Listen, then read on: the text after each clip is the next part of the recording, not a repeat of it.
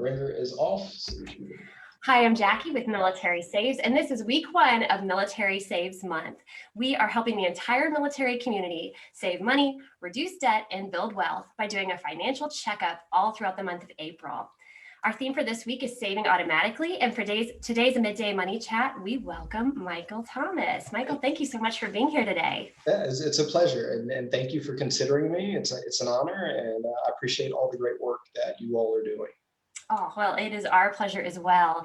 So if you don't mind, I'm going to give a quick introduction to you because you've got some amazing work that you're doing, and we're so excited at Military Saves to talk to you today about your story and about financial empathy. Mm-hmm. So Michael Thomas is an accredited financial counselor, a professor at the University of Georgia, and the founder of Modom Solutions. Mm-hmm. His research focuses on financial empathy, data visualization's effects on financial behavior, and the connection between brain function and money.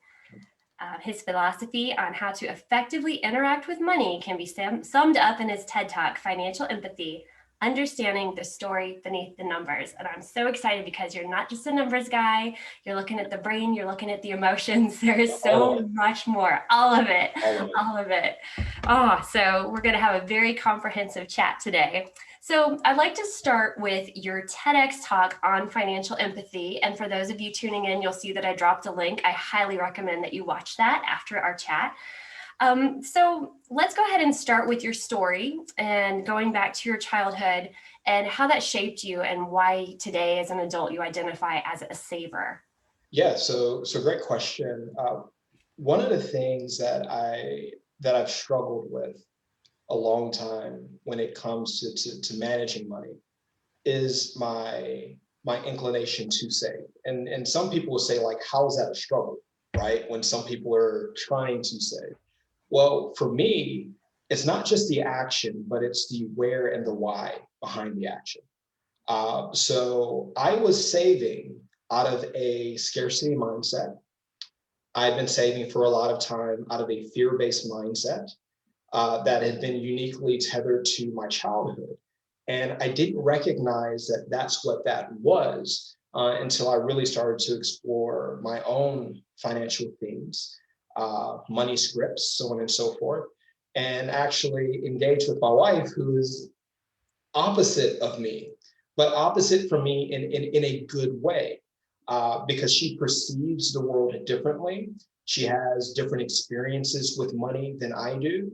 And that really nudged and challenged me to explore my own things and then to consider, is that still where I am, right? Is that still who I am? Is that still our situation as a family? And it's not, but I had been carrying a lot of childhood experiences into my adult life, even after I wouldn't necessarily say successful, but I achieved many things that I had set out to achieve. So growing up within my family, my mom and dad split when I was relatively young. My dad was a Marine, so we traveled a good bit as well. So I was born in Indiana, started school in Hawaii, and then then came back. We lived in North Carolina for a little while, Camp Lejeune, and then moved back to Gary, Indiana. And that's when things got really, really rocky for us. My mom's a fighter. She'll never ask anything from anybody. She's going to make it happen. But that also meant that she worked a lot. That also meant that I saw my mom experience a lot of stress when it came to managing household responsibilities, myself and my sister, and in making sure that we were able to make ends meet. And honestly, that calls for me to kind of become more insular as the oldest child in the household, because one of the best ways that I felt as if I could not cause any more stress that my mom was already experiencing was just really be out of sight and out of mind, right? So I wouldn't ask for things. I wouldn't ask, like, for Christmas presents. My mom would say, "What do you want for Christmas?" Because my mom, that's her favorite holiday. And she would rob Peter to pay Paul to make Christmas happen in a big way. But I would never ask, because I would never want us to have a situation where she's stressed about paying a particular bill or whatever it may be, or if it was my birthday. She would say, what do you want for your birthday? And I would say, I don't want anything. Can we just ask if grandma would make me a pound cake? And that's literally all I would want to get for my birthday year after year. So for me, saving kind of became a habitual thing because it was more of this was protection against the unknown and uncertainty, but without having balance in terms of being hopeful and optimistic of the future, because stuff is always going to come up. Stuff is always going to happen, and not necessarily always in a good way. So for me, savings became a fear-based thing. And because savings for me was fear-based, even when I had arrived, quote unquote, I was still living life as if I was experiencing what we were experiencing as a household in my childhood. So I would miss out on opportunities, events, and all types of different things because I'm trying to be diligent. I'm trying to work hard because I'm trying to protect myself and my current family from some invisible boogeyman, right? Which we know that an emergency fund is important, but an emergency fund is only as important as it is in terms of protecting you against the opportunities that life has as well. So if I have my emergency fund, I can say yes to something and not no to something. Instead of having my emergency fund because I'm just fearing that something bad is going to happen. And that's where my mindset was. I didn't have balance as it relates to what I now call affectionately a don't miss out fund, because I just like that terminology for me, because if an emergency happens, I don't miss out on everything else that I had planned, right?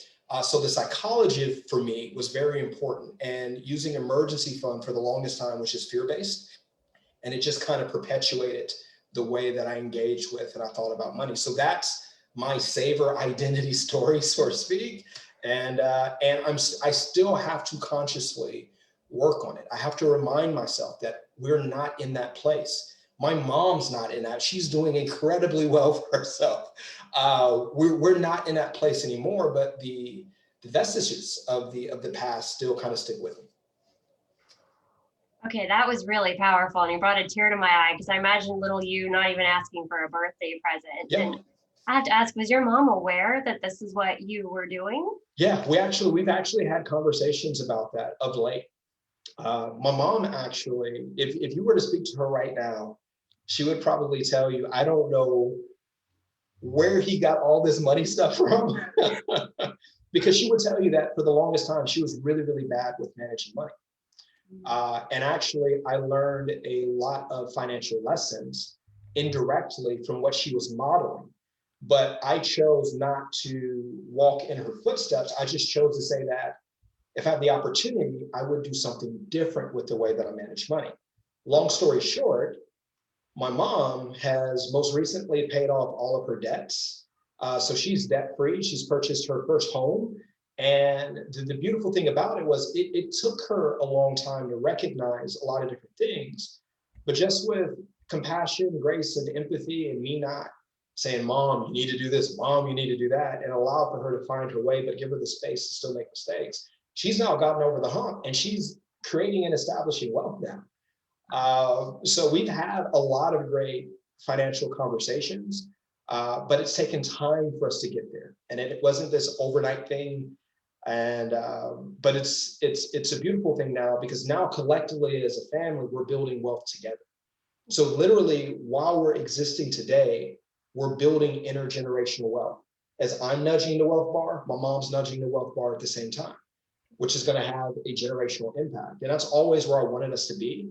But it didn't happen just because I'm her son and I talk about money and I do all these fun things. She doesn't care. I'm her baby, right? She doesn't care about anything else. But I would like to think that by me modeling and doing consistent things over time, that she was able to kind of overcome some of her limiting money beliefs to see that, okay, this is possible, this is real, and I don't have to fear anymore. And that's the beautiful thing about this process. Well, that's incredible because I could see how as a child you would have so little control over things, and that was something you had control over. But I think it wasn't just protective, it was giving. You were trying to not burden your mom anymore either. And there's just something really beautiful and touching about that. But I am glad that you realized, like, hey, I'm doing okay. I've got enough in the bank, whatever that amount may be, or we're secure. We have, any, have your needs met, because it is true. If you start off with not a lot, or a lot of debt, or a lot of uncertainty, or food insecurity, eventually when you are at that place of comfort, I can see how you would still fear that you might go back to that, or you're still Absolutely. living there. So it is amazing that you can pull yourself into the present and say, no, that's not our story anymore. That was the past. This is now. And what was it that you called your emergency fund account now? Yeah, I call it a don't miss out fund. That's so good. Yeah, it's a reframe for me, because I don't want to have a fear-based perspective of an emergency. And we think about having these savings so that we can continue to still live life the way that we planned. That's it. So it's not about the emergency. That's going to happen. But it's the missing out on the birthday, or missing out on the family trip, or missing out on the ball game because something came up. We have that money so we don't miss out on something that is present or future oriented. Perfect. It's just more of a safety net just in case. Absolutely. I think that's incredible. Wow. Well, and since the theme of this week is saving automatically, at Military Saves, we say the easiest way to do that is to save automatically, either by a direct deposit from your employer, or by setting up automatic transfers. Absolutely. And that way you can set it and forget it, and you don't see it in your account, you don't touch it, and Absolutely. it's just accruing in the background. So for those of you tuning in, definitely make that your strategy. It's a great Okay. strategy. Wow, that was really powerful. This is why we're so honored you joined us today. So, money is a very sensitive topic for many. It isn't just the numbers, and there are feelings, emotions. Sometimes there's excitement, sometimes there's shame. Can you talk about that? Because you always say that it's important to know the story behind the numbers. Yeah. So can you talk to that a little bit? Yeah, absolutely. Based on, and again, this isn't, as I speak on these things, these aren't revelations that I've always known, right? And I don't want to set an expectation to say that I've always been here in the way that I think about and engage with clients or engage with people. I've literally had to hit road bumps along the way to question my assumptions about the very people that I serve, and whether those assumptions are correct, because my assumptions are going to drive the way that I treat somebody, and it's going to drive my recommendations. And actually, it can drive me to be, or someone to be, incredibly stubborn, to feel as if we know the way. And if somebody doesn't follow in that path, they must not care about their financial well-being. And I've heard that over and over again in so many different domains. If someone doesn't follow through, well, then they don't care. Well, is it really that simple?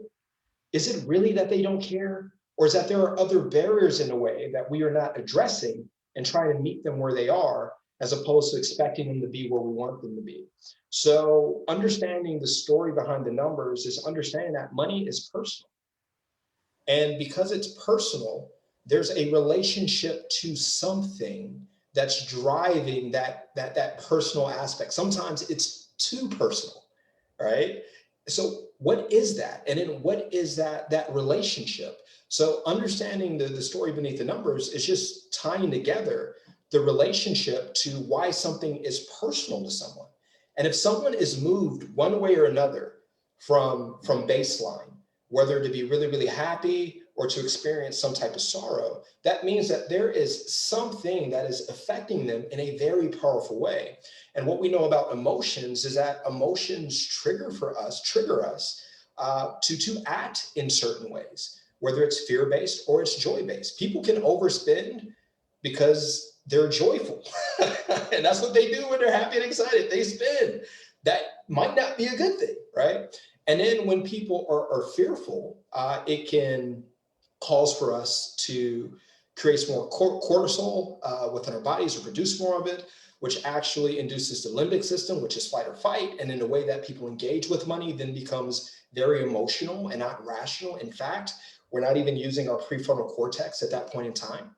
So understanding this emotional nature as to why something is personal to someone, it matters. And I think therapists say this the best, and it's something along the lines of, if there's an emotion, there's a need, right? If there's, and I know a lot of good therapists, and they say that all the time, and I love that saying: if there's an emotion, there's a need.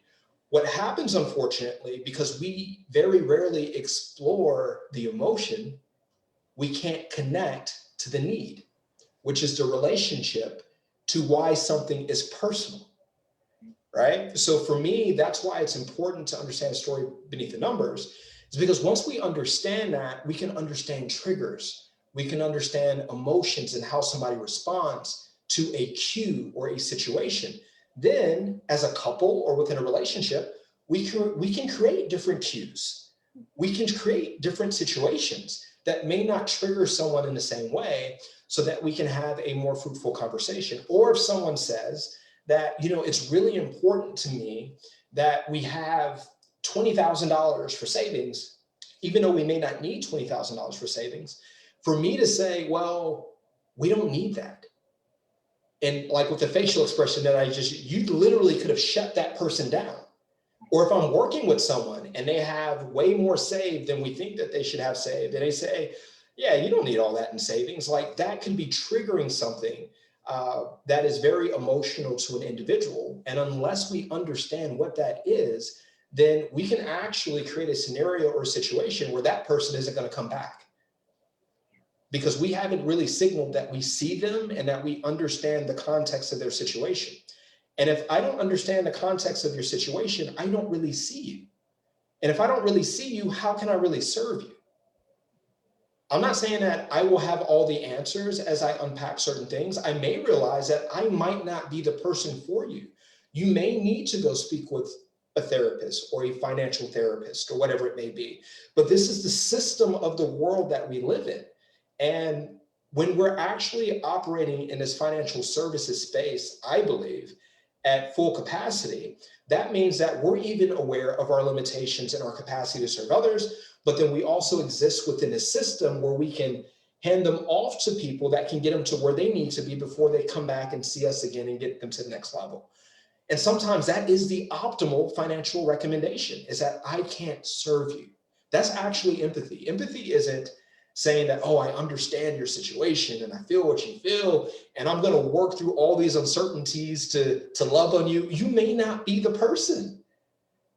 And because you're empathetic, you can realize that sooner than later and help them get to these services that they actually need. Empathy sometimes is letting go and not just holding on, right? That's a different level of self-awareness. And so for me, that's why exploring the story beneath the numbers is important, because you can actually better align yourself with clients that are the type of clients that you work best with, and potentially recommend clients who have more of these emotional needs or these money scripts and things to other service providers who may be better suited for that particular client.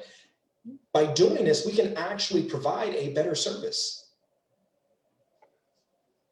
And you said financial therapist. I didn't even know that field existed. Yes, it is absolutely a thing. And actually, Dr. Christy Archuleta, John Grable, Rick Kaler, and a lot of different people. I don't want to keep saying names, I'm going to leave out names.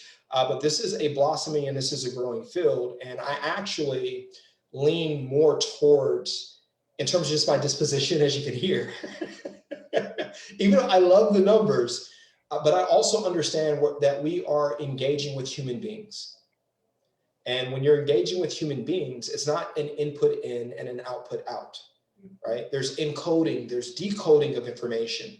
And then this encoding and decoding is being seen through the prism of your life experiences. So even if I say something to you, the way that you interpret it may be completely different than the way that I wanted it to land based on your experiences. And I need to understand your experiences so that I can give you inputs that you can actually use, not inputs that keep you from actually moving forward because they're redundant and they're not really speaking to the context of your situation.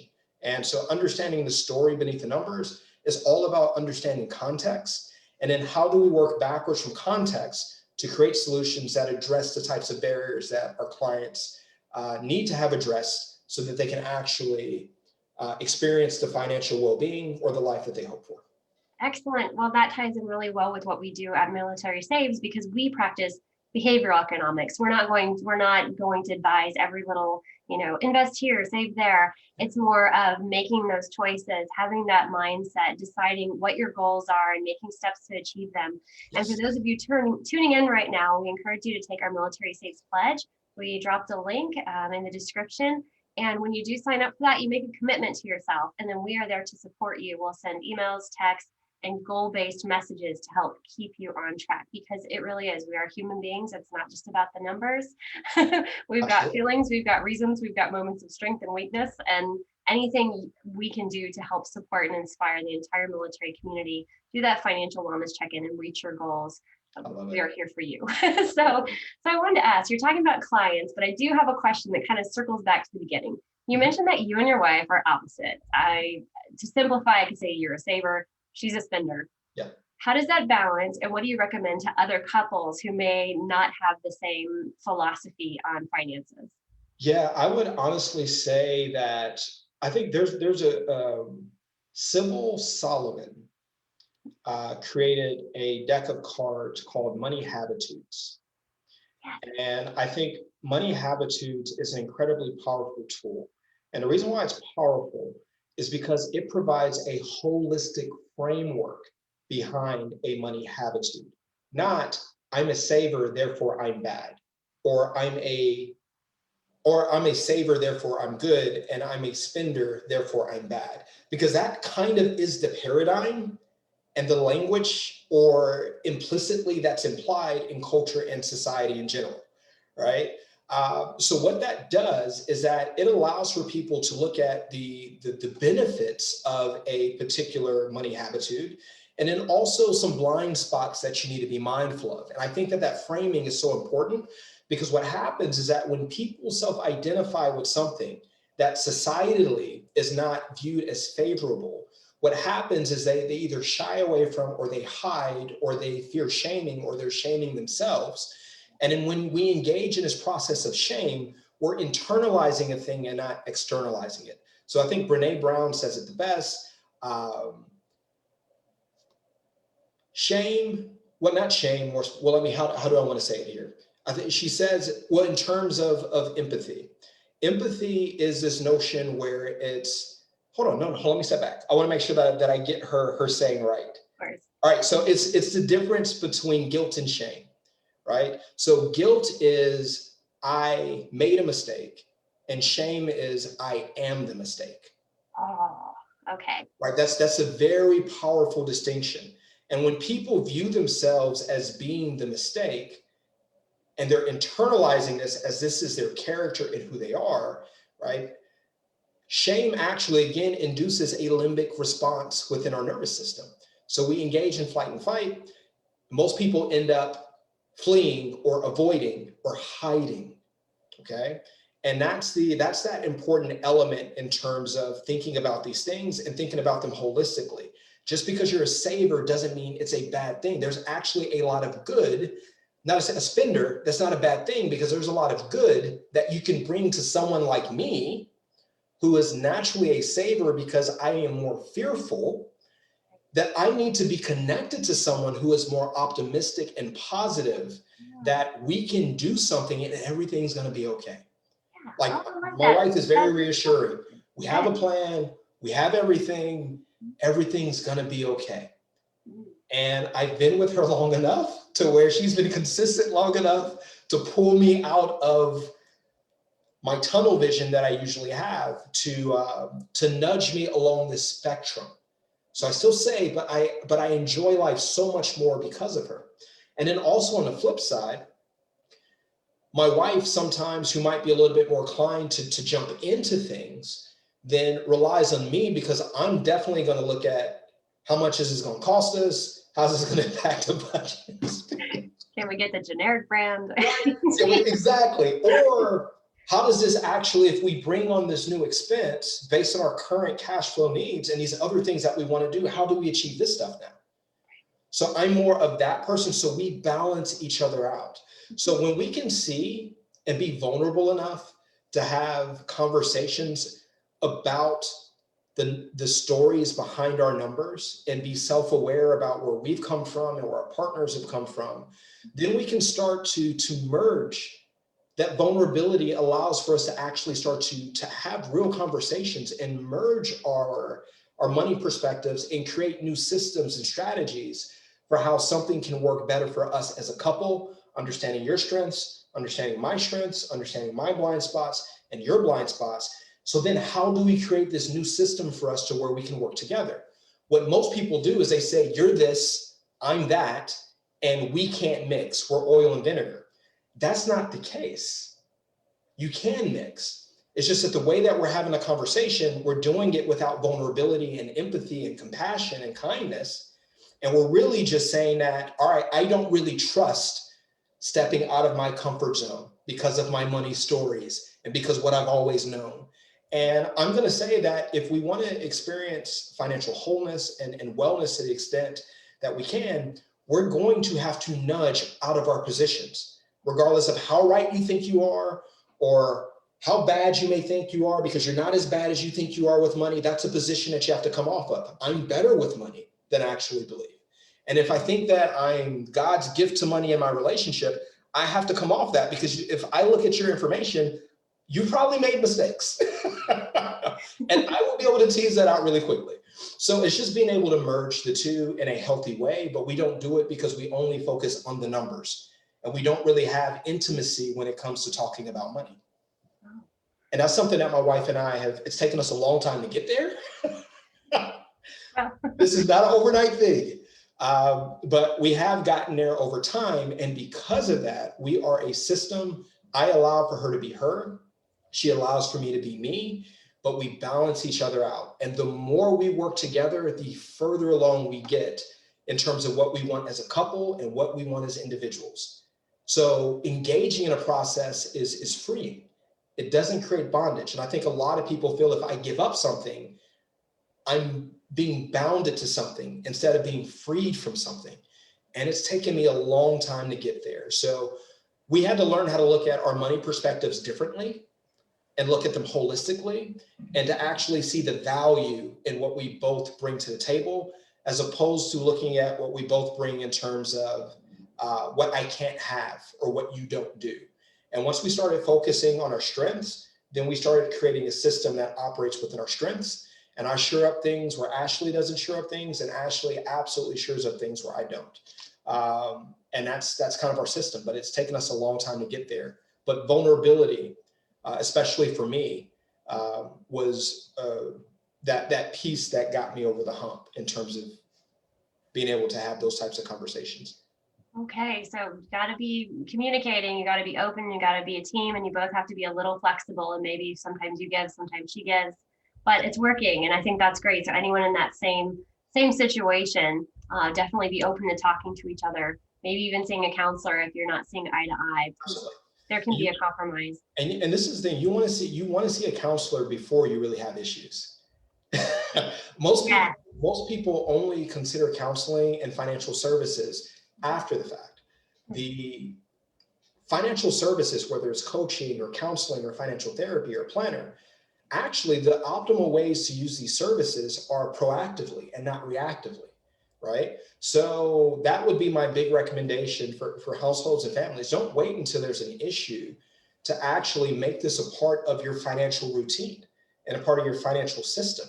And I can almost guarantee you that $100 or $300 investment annually that you make, maybe a little bit more, will be so well worth it in the long run, not just financially, but also emotionally and psychologically and connection. Like, those things are invaluable. And to pay the amount that good financial coaches and planners and therapists charge to achieve that end is absolutely worth it, because we spend so much money on things that detract from our health. Why don't we spend money on stuff that actually promotes our well-being, especially on the financial side? Absolutely. Be proactive with that. I think that's really wise advice, and don't wait till it's too late to take advantage of those services. So speaking of services, I want to know about your profession. What led you to becoming an accredited financial counselor and starting your company, Modom Solutions? Yeah, well, becoming an accredited financial counselor was just in line with, it was just in line with who I was at the core. So I believe in a space that is the numbers and the planning. I actually enjoy looking at Excel sheets, spreadsheets, working calculations, thinking about the optimal strategies or whatever it may be. But I've just engaged in this work for far too long that I know better. It's not about how smart I am. Actually, Me being smart is only practical when it actually facilitates somebody achieving their goal. That's where me being smart matters, not in me demonstrating how smart I am, but saying that, hey, and actually seeing and knowing the client, their circumstances, their context, that I can actually create a solution that works for their unique situation. That's when I'm being smart. But if I provide a canned recommendation to everyone, and there's nothing wrong with that, because maybe the vast swath of individuals or the vast majority of individuals can follow a standard recommendation. But if you ever give financial seminars and you actually work with people, people come up to you 20, 30, 40, and they say, you know what, that was great, but I have this situation. How does this work within context of my situation? Like Dave Ramsey, which I don't have any issues with Dave Ramsey, but when the median income for most households is around $37,000, $38,000 a year, who actually pays off $120,000 of debt given the median income that we have? Like, there's a disconnect there, right? You have to have the resources and the cash flow to do that, to make that happen. That person's context is not your context if you're only making $36,000 or $37,000 a year, and that's gross. That's not taking into consideration taxes. That's not taking into consideration childcare. That's not taking into consideration health costs, cost of living, so on and so forth. So we set improper expectations. So for me, setting the appropriate expectations is so important. And you do that by effectively engaging with people, learning how to actively listen, learning effective counseling skills, and then also therapeutic methods that you can use when working with the client. If they become emotional, how do you respond? How do you, like, there's so many different things that are just a part of human connection that has nothing, again, nothing to do with the numbers that you need to be able to employ when working with human beings. So that was just in alignment with who I was and my perspective as it relates to working with clients. Excellent. I love that you want to provide solutions and you're using your powers for good. Applicable solutions. And you are right, it can be overwhelming sometimes and maybe feel a bit insurmountable. And something we say at Military Saves is to start small and think big, or if Absolutely. you're just doing little steps at a time, little behaviors each week, each month, they will add up over time. So let's go ahead. Actually, I have a question for you, and I didn't ask you this one in advance, but you've talked about talking to your mom, you've talked to your wife. I'm thinking about my own kids and what they see and what I see them do, where they're like, oh, turn off the lights, save power, do that. Like, I have got them so trained.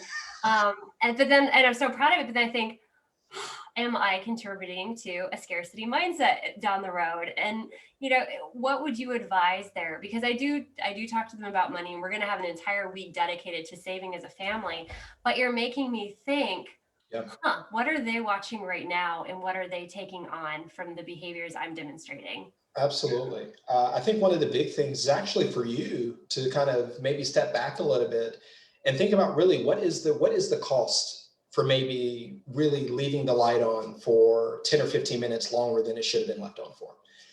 Probably really, really, really small, honestly. Now, the cumulative effect of that over time, right, could add up.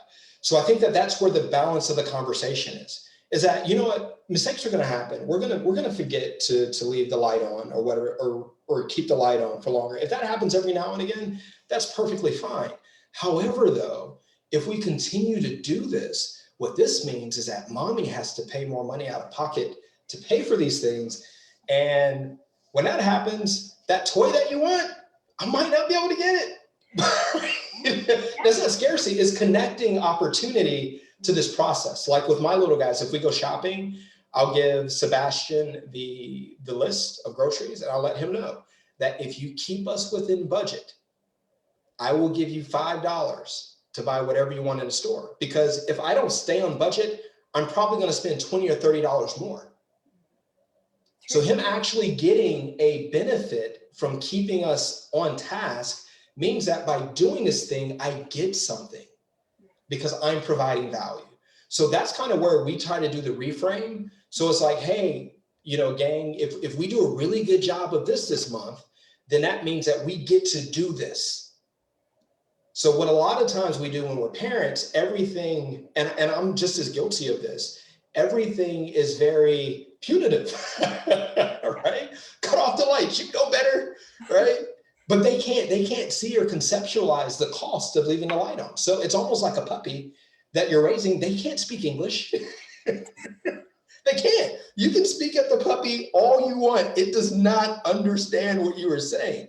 So then how do we step back and connect these behaviors that we want to see, add some type of positive reward for the behavior, so that as they continue to grow and they then begin to make the connections, then they're developing a skill or ability to be mindful of resources, which will ultimately lead them to having more money so they have more connection to do the things that they want to do. So that's something that we play around with. And then we also do a family, we started this year, a family quarterly financial meeting with the kids, because we want to demystify the things that we do. So we were able to take a skiing trip to Colorado. The boys had no idea about the skiing trip. We had a lot of fun, but to them, it's magic. It's just a mystery of how this happened. So what we're doing now is we're being a little bit more intentional about saying, all right, gang, we were able to do this. So this is how mommy and I worked through making this happen. So if you want other experiences like the skiing trip, this is exactly how you do it to make it happen. So we do that quarterly now, or we're starting that quarterly in terms of having family conversations, connecting the behaviors that we want to a positive outcome that's relevant and relatable to where they are. And so that's the thing. Oh, that's excellent. You're teaching them such valuable skills. You're being very transparent with them. And I love how there's a reward and it makes saving money fun. Like, oh, if I'm within budget, there's an incentive. Like, that's amazing. And who isn't incentivized? We're all incentivized to do something. I love that. One thing I've done around my house is a little bit differently is my kids do get a weekly allowance for doing chores, but I also have a list of extras. If they feel like, a little side hustle and earning more, I write down every job I have, the amount I'm willing to pay for it. So they can decide if they want to earn a few extra bucks or like 10 extra dollars, like they can do as work. And I'm trying to show them that there are other opportunities as well. So what you're getting at is you're actually teaching an entrepreneurial mindset. I am. That's exactly what that is. So we have something, I have something that I call Yep, Sir.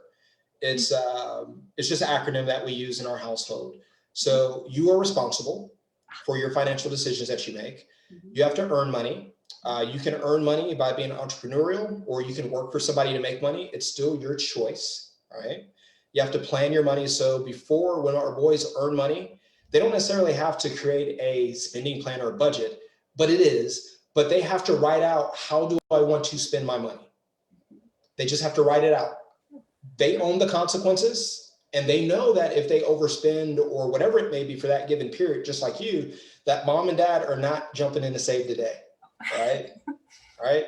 So so we plan, and then basically we self-reflect after we plan. We self-reflect, and then planning is, again, savings, investing. Both my boys have investing accounts, and then they have a giving fund, and they can't just be arbitrary giving funds. There is a local organization that they're passionate about that's connected to the giving fund, because otherwise it's just a fund that has no real give, right? So if they pull from that money, they're then saying that I'm going to give less to this organization that I care about, and that's a choice that they get to make.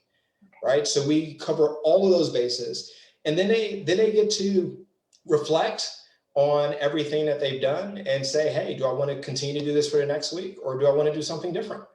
And then we repeat the cycle. And so very similar to what you're doing, we do a very similar thing in our household as well. Well, that's excellent. Those are really great exercises. And the younger you start them, the better off they're going to be. I know that we've got a lot of service members who go from their parents' house and they immediately join the military at 18, and they've never had, the sort of practice exercises or examples set or these family meetings. And so it can be sort of mystifying. You get these first paychecks and, suddenly you think, what do I do with this money? And I think the sooner you can do it for your own families, the better. So thank you for all that. That's Yeah, really great absolutely. information. I'm going to be implementing some of And that. you added a good one too, in terms of adding like the extras, Yeah, so that if they're feeling like I'm a little short right. or what I need, there is an option. I can take action Exactly. and have an effect on, and that's empowering, I believe. So anyway, Thank you. I concur. my hat's off to you. Yes, oh, I love it. Thank you. So let me see. We have covered so many of these. Yeah. Um, when we talk about financial empathy, which I love that term, not only are we extending it to others, but we're also extending it to ourselves. And I think that's really important because it is easy to beat ourselves up or feel bad or make an impulse buy and then feel guilty or have debt and spend on something else and think, oh, it should have gone to the debt. So can you discuss a little bit about maybe that, being gentle with yourself and financial empathy? Yeah, absolutely. There are actually, for the concept of empathy in general, they're based on Daniel Goldman. There are three aspects of empathy. There's cognitive empathy, there is emotional empathy, and there's compassionate empathy. So cognitive empathy is basically the understanding of someone's situation. Doesn't mean that you're emotionally connected, but you do understand it. Emotional empathy is where you feel as the client, or you understand intimately what that client feels, but it's within moderation, right? A lot of people, when they think about empathy, they just think that is this overly emotional thing. It's not. It's actually balance of being able to think and be emotional. Because oftentimes when we work with clients, they're incredibly emotional and they can't think in terms of what's going to be the optimal strategy to make in a situation. And because we're able to understand and emotionally relate to their situation and think through it, then we have the capacity to be compassionate in the way that we respond to clients. And that is taking into consideration the context of what we know. So if a doctor knows that for a child that getting a shot is painful, they're not just going to walk in the door and have this big needle that the kid can see. It's like, all right, I'm going to give you this shot. Okay, just bite down on this thing right here. It's going to be okay. Your pain doesn't matter. And when you think that sounds ridiculous, but that's exactly what we do to clients, and we don't know that we're doing that to them. Because if somebody has severe anxiety, or if somebody is bipolar, or if somebody, there's a lot of different things can be affecting something. We can be forcing things on people that can actually be causing for them to kind of reel inside because of how this makes them feel. So in order to be compassionate, you have to understand the individual situation. You have to be able to at least connect to them. It may not be directly, it can be indirectly. So for instance, I know, like when my wife says, you know what, I feel uncomfortable when I'm going to the store at night or whatever it may be, and there are men around and all that good stuff. And I never think about that conceptually in those same situations. But I know what it feels like to be out and it's dark and it's spooky and you feel uncomfortable. I know what discomfort feels like. Not the same context, but I understand that. So we don't always have to be able to directly connect to the actual situation. But if we actually explore our life and our experiences, we know what that emotion feels like. That we haven't connected it to that person's situation, but we know the emotion. And when we understand the emotion, then we say that, you know what, this street should be well lit while I'm running out at night, going on my run. Well, a woman would feel the same way being in an unfamiliar place that's not well lit. You just can't say, oh, your emotions don't matter. Those guys are going to bother you. You're overstating this. So those two pieces matter, because once we get that, then we respond compassionately. We respond the way that we would want somebody to respond to us as we were navigating this situation. So that's a very important part of the process when it comes to empathy. It's just not knowing the information. It's just not feeling how a person feels. It's actually having good balance between the two so that you can objectively understand a person's situation and then subjectively feed into the nuances so that then you could respond compassionately with warmth, understanding, and care in the way that you provide a recommendation. So what that signals to the client is that you see me. You understand where I'm coming from. Thank you. Because we navigate in a world where we have standards and we just say, this is how you do it, and you just do it that way. Well, it doesn't work that way for everyone, and everyone's not perceived the same way when they engage in certain spaces the same way.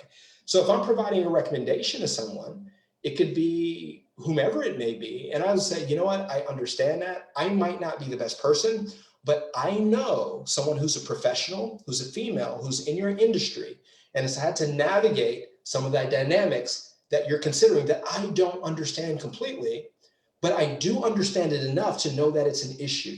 So if I'm going to respond compassionately, I'm going to connect you to my contact because I think that she would be a great mentor and she would give you absolutely what you need to learn how to navigate this space. And if you're okay with it, I would love to sit in and listen because I want to understand and connect to this more. So it never stops with our understanding of growing to being more compassionate, even if we don't know. Because when we respond compassionately, it's not also how we respond to our clients, it's also how we respond inwardly in terms of our own growth and development. So really for me, that's the culmination of financial empathy. If it does not end with compassionate action, warmth and understanding, then we've kind of gotten lost somewhere in the process where either I understand, but I don't feel as if I can deal with this situation. I completely get that, but you can still respond compassionately by finding someone who can.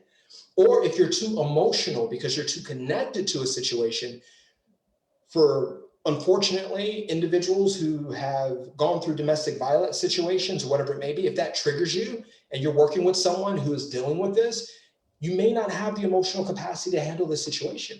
But by knowing that and being self-aware, you can respond compassionately by finding someone who can.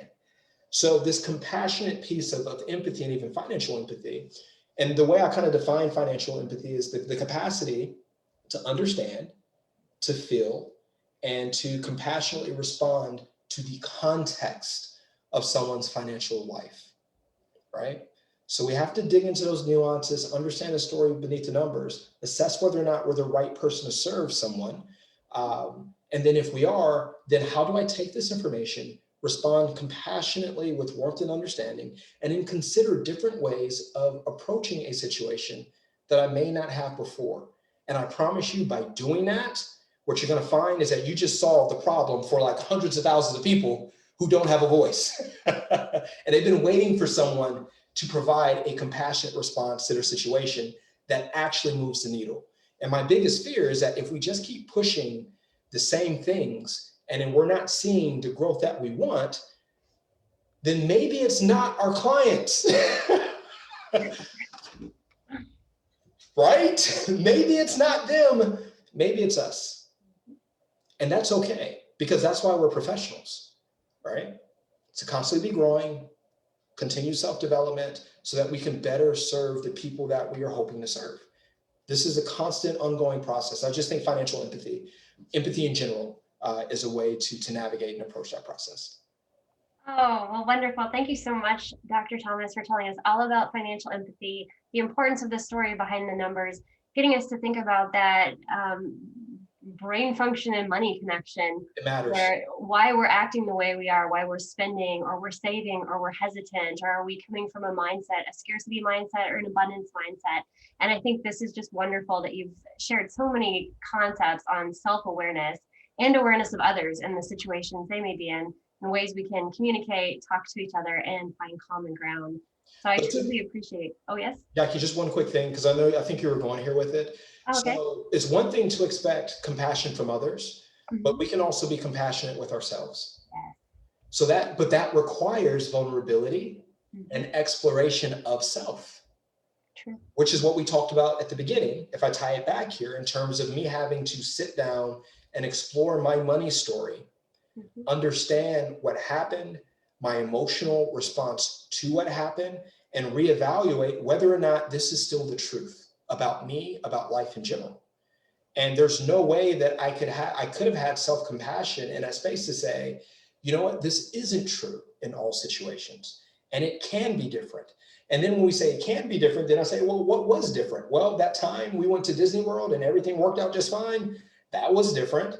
That time my wife and I went on a vacation together to New York, and I was really struggling with doing that because I was thinking about all these obligations that we had. Guess what? Everything has worked out perfectly, right? So I can have a different story from the one that I knew from my past or the one that I've recently known. I can do something different. I can engage in different spaces. I can seek out help. I may not be as far as I want to be, but should I be as far as I am? Maybe not. Like I can't, if somebody's never ran 5 miles before, I can't say, come out, let's go run 5 miles. You run a mile and you feel as if you're a failure. No, you're not a failure. Self-compassion would say, all right, I didn't get to 5 miles. I got a mile in. That was tough, but what should I expect? I haven't ran in a year and a half, right? So self-compassion is recognizing that there's a reason why you're not where you want to be. So what can I do moving forward? I can show up again tomorrow and I can do a mile and a quarter. And then how do I feel then? You know what? I feel really good. Maybe I can do a mile and a half. And you just progressively keep going and you start building up these wins, and then you use those wins as fuel to fuel your current situation, because something may come up and creep in your mind and say, you know what? I'm not a runner. I'm not good at this. No, you just went from a mile to running 3 miles. You haven't gotten to 5 yet. That's okay. But you went from not doing any running to a mile to now running basically, well, you've gotten to the 5K at 3 miles now, but let's say if we're running 5, right? You're progressing towards this progress. And if we operate in shame all the time about where we are, it's very difficult to see where we are, which a lot of times is a lot further along than where we once were. And we don't celebrate those moments. So self-compassion gives you the opportunity to celebrate even the small things, because the small things connect to habits, and it's the habits that connect to the big things. So forget about the numbers, right? Focus on the habits and building on daily habits, because regardless of how much money you have, larger or small, your habits are ultimately going to dictate your success. And I work with too many people, or have worked with too many people, that makes hundreds of thousands of dollars and they're still struggling with making ends meet. How does that happen? It's habits, mindsets. There's all these other different things that are nuanced, but self-compassion helps to alleviate that. And when we have self-compassion, we're no longer operating in shame. And if we're not operating in shame, instead of hiding, we can rise out of our situation. And that's the beauty of self-compassion. Well, that's perfect. I couldn't have said that better myself. And it's such a great way to kick off Military Saves Month, because it is about the mindset, the behaviors, the habits, the goals, and just believing in yourself, forgiving yourself, getting on the same page as if you have a spouse, making sure you guys are in this together. And then you can be open to every other topic we've got coming up, which will be saving for the unexpected, Absolutely. saving by reducing debt, saving for retirement, saving as a family. So getting that mindset right is the first step. So thank you so much for sharing all that wonderful wealth of information with us and introducing the concept of financial empathy. I just think it's a wonderful concept you've stumbled upon here. Yeah. We're not stumbled upon, probably researched heavily. Well, actually, it came out of shame. Like the initial TED talk that I was going to do was going to be revolving around shame, but we didn't feel as if it would really resonate with a student audience. So we started playing around with different ideas to say, well, then how would we solve this issue? That's shame, right? And then that's literally how Lauren, who worked with me on the TED talk, and I came to that idea, and we just built it out from there. Fantastic. Well, it's a wonderful concept. And again, for those of you watching, please do check out the TED Talk on financial empathy. I think you're going to really enjoy it. Is there anything else you would like to add today before we close? No, I would say that you don't have to be the embodiment of your perfect self to achieve the financial self that you're working towards. When we understand our behaviors and we're self-aware, like for instance, if I know that I am still fairly impulsive when it comes to saving money, even though I may rationalize before I get paid that I'm going to put this money away where it needs to be, but my history will say that I then rationalize why I should spend this money and it never goes to savings, right? So you can actually work around yourself while you're becoming the self that you want to be. And that's the beauty of automation. Because when you automate, you're basically saying, some people are perfectly fine. I get my money, I put it in all my accounts, I'm great. You may not need automation. But if you're someone who is impulsive and you always find yourself rationalizing doing something other than what you initially intended just means that you don't have the full capacity yet to do the thing that you need to do.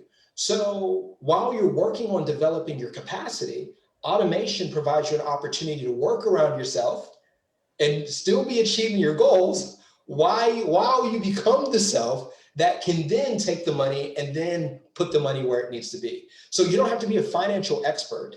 You don't have to have all the willpower in the world. You just have to be vulnerable enough and self-aware enough to say that this is a rough area for me. And I know that if I do it the way that I've always been doing it, it's probably not going to change anytime soon. That's okay. Self-compassion. I'm still working on becoming my better self. This is going to take time. In the meantime, I will automate so I can still be working on my goals, out of sight, out of mind. So when I become my future self, I will have a reward for my future self as well. And it's going to be more than that $5. Exactly. Well, thank you so much. I appreciate your time today, Michael. This was fantastic. And for those of you tuning in, please do take the Military Saves Pledge and join us all April long. We are going to have free tips, tools, experts, resources, giveaways, and a $500 I'm Saving For sweepstakes. So thank you so much again for your time today. It was a true pleasure. Likewise. Yes, and I hope you all have a wonderful day. Thanks for watching. Bye-bye. Bye.